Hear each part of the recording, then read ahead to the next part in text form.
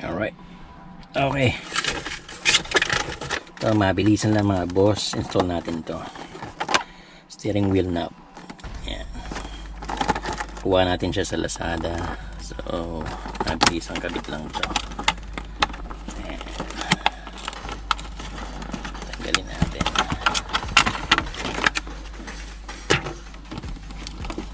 Ayun. Ayan siya.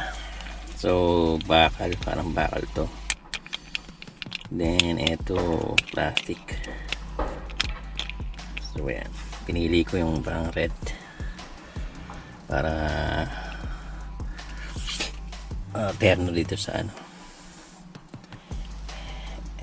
Air vent ng Mazda. So, yung kabit natin.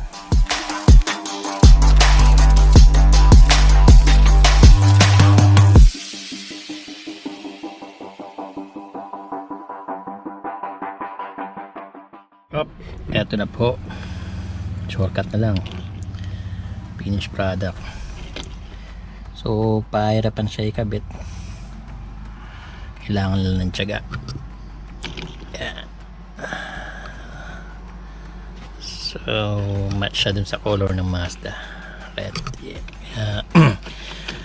So yan yung pinili kong kulay. So ito nga pala yung original screw nya. So bumili ako ng mas mahaba since kapos. Kung makapal yung circumference nung manibela,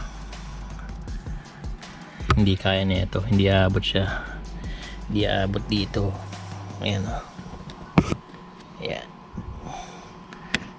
Ito bumili lang ako 4 pesos lang siya. 4 pesos para umabot yung ano nyo, tornilyo rito, kasi ito kapos to.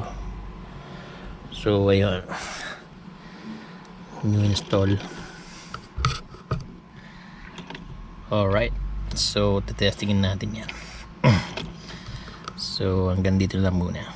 Alright, so kung yun lang ay nakapanood sa channel ko, please naman subscribe, like, and share nyo na rin kung pwede.